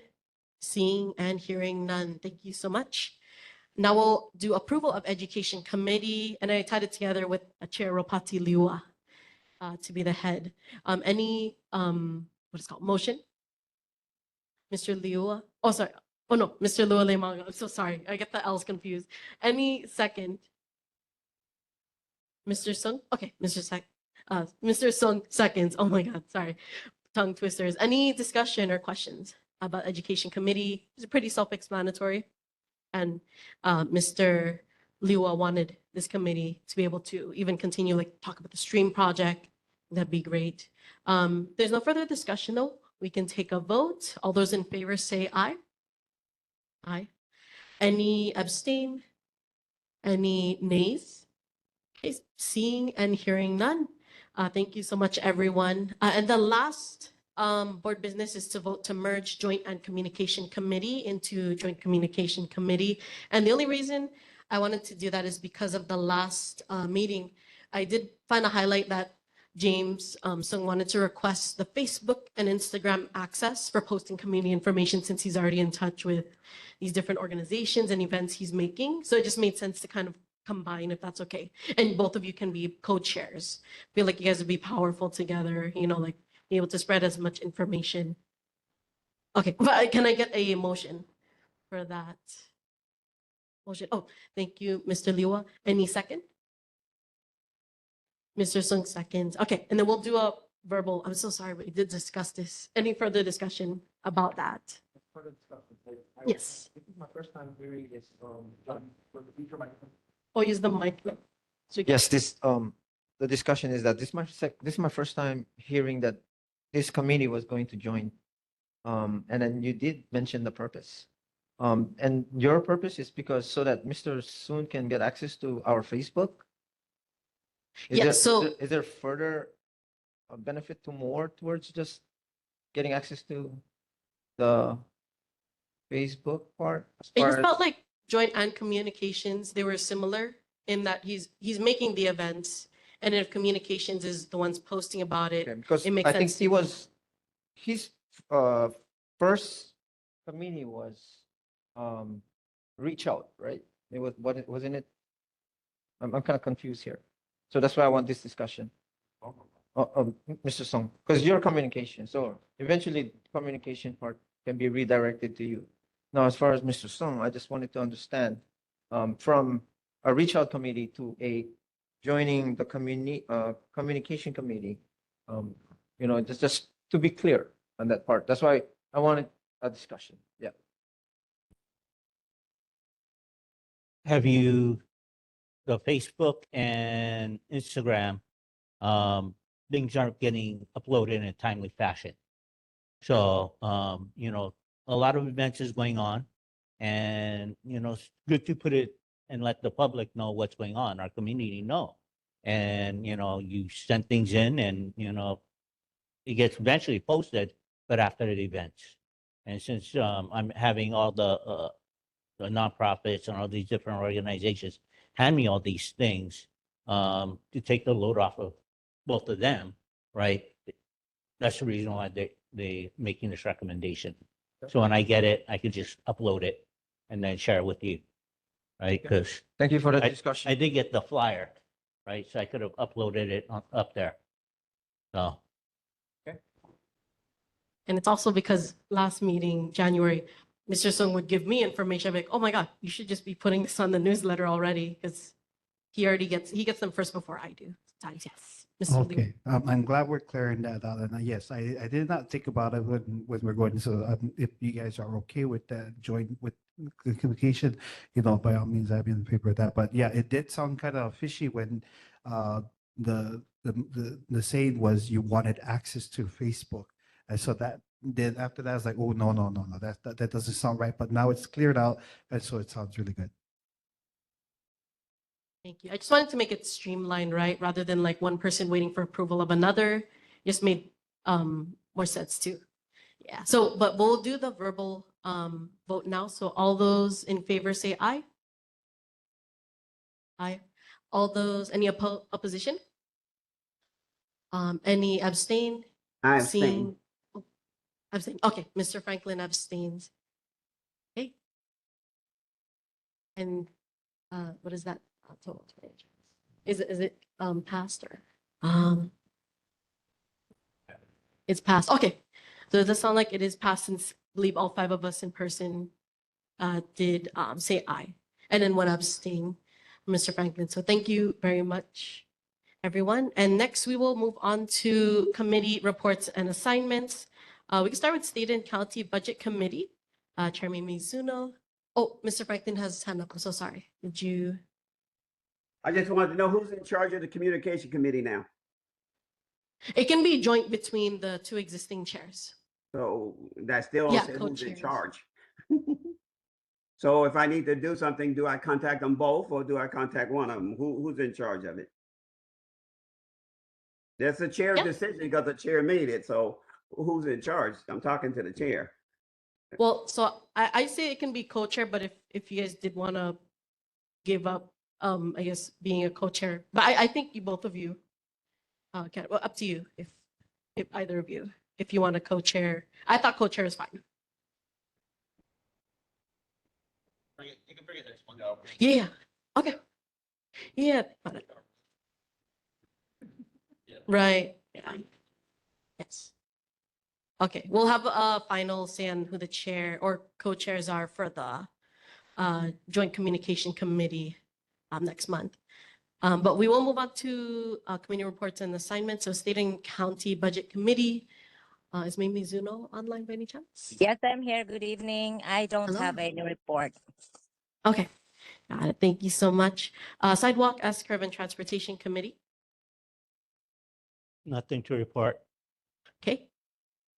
Beautification Committee. Beautification Committee, let's go with nothing since we're out of time. Okay. Resolution Committee.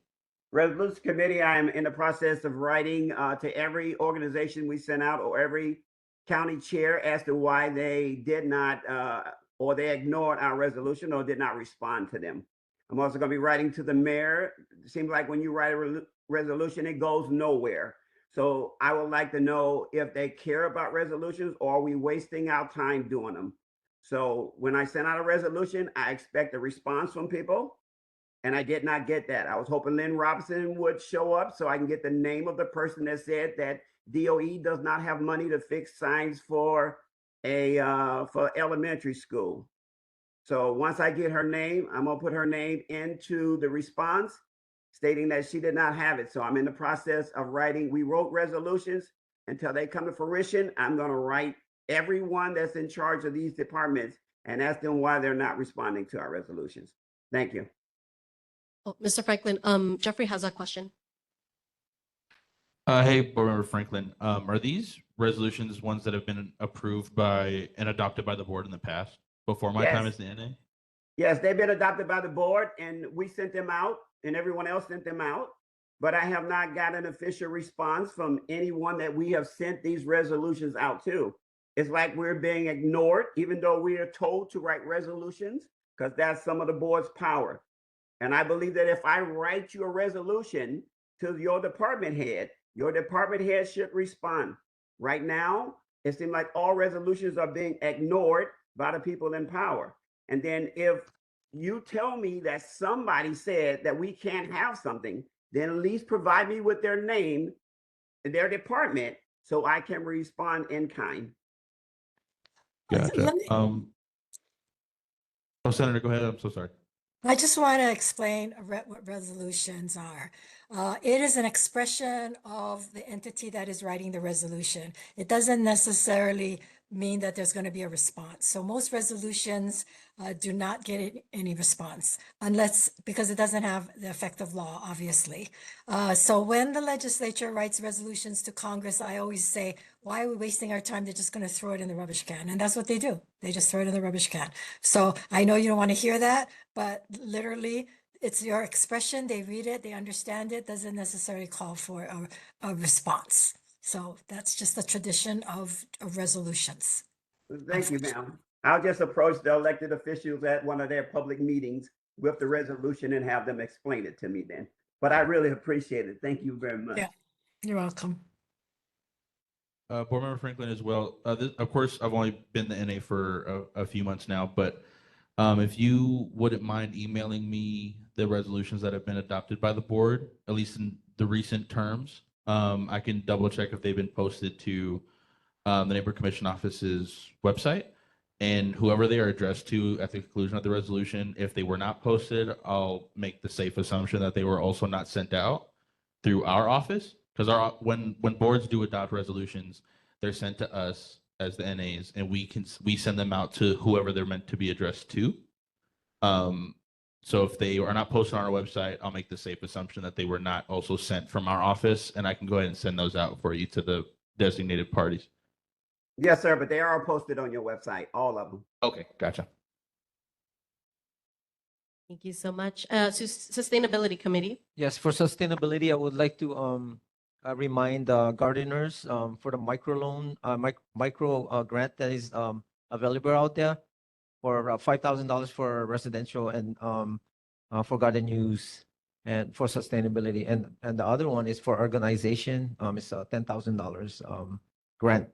So please submit that as soon as possible. And also, if you have any question, you can reach out to me on my email that is in the Kalihi Valley Neighborhood Board 16.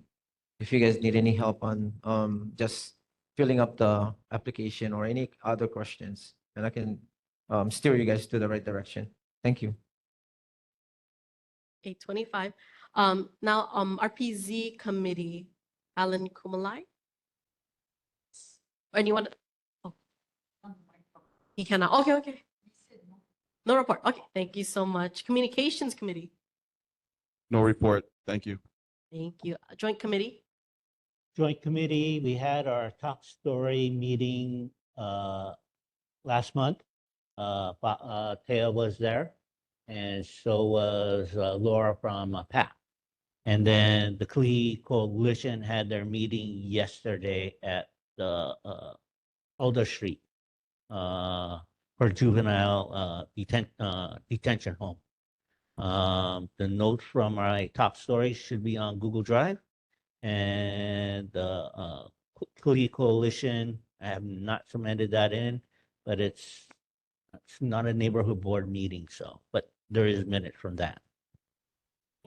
Thank you. And then education committee, if you'd like to. No, I just want to thank the board for approving education to be on the committee. Thank you. Thank you. Now, chair reports. So it is February 11th. So happy 211 day. That's where I work. You guys don't know. So if you're looking for resources in health and human services, call 211 or 808-275-2000 or ask 2000 if you've heard of that before. Any day from 7 a.m. to 10 p.m. Alternatively, you can text, chat, or email Aloha United Way 211, and you can go to A as in Alpha, U as in Uniform, www.washington211.org for more info, or utilize the search by category or search bar. Announcements. Oh yes, Mr. Franklin, you have your hand up. No, I was waiting for your announcement. Just let the board know I made up some T-shirts with our board logos and what we approved, and they are just for you to look at and see if you like them or not before we make our second drafts or anything that goes with them. So just to let you know, that's what the front logo we agreed on, and the back logo can be made bigger or whatever. That's just our first draft, so please look at them and make comments on them and let me know. I got the T-shirt manufacturer who will make us anything we want, no matter you got collar shirts or whatever shirt you need, they will make them for us. All right, thank you. Thank you. And Mr. Liwa, you had a hand up. Sorry, Dana.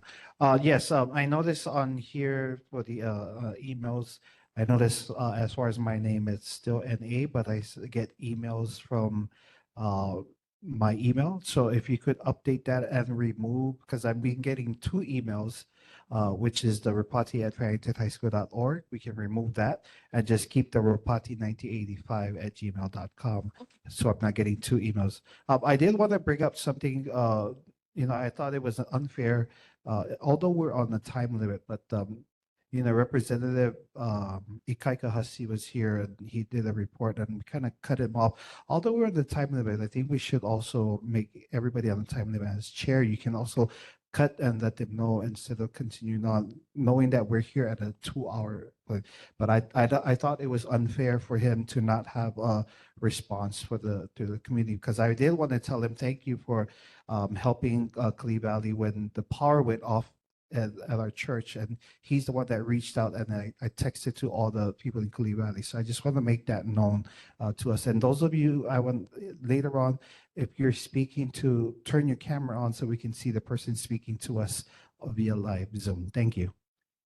Thank you. I tried to do the 2 minutes, 1 minute. I don't know if anyone heard, but I can continue that if that works. But Mr. Rojas, okay, we do have 1 minute, so please make it quick. I just wanted to thank those people who participated in the cleanup at Kilohana and Kalihi Street. It was very nice to see it so clean. Board member Soon and Chair Lealoa was there, and Rapati was there, and everyone, Alan Kumalai, everybody who participated all in there, and also Representative Ikaika was there. Councilman Dos Santos was there as well. Thank you so much. And then Mr. Yeah, I just wanted to close by saying thanks for moving the meeting here. Yes. Because that's close to home. And it was my hope that the people from the rec center would be here represented the rec center so that they can announce what events they're having. And like I sent you something for their Easter egg hunt that's going to come up. But also like when Fatea was saying about what was going on, I never really saw all that stuff that was happening. So it would be good for us to have like a tour of what we're talking about. So then we can get an idea and how we can make requests for things that, because this is our part, right? So we may as well do what we can while we're here. Thank you so much. So next meeting is Wednesday, March 11, 2026, 6:30 p.m. at Kalihi Valley District Park. Broadcast meeting, neighborhood board meetings aired on Olelo Channel 49 on the fourth Saturday of the month at 6 p.m. at the first and third Sunday of the month at 9 a.m. And this meeting is now adjourned.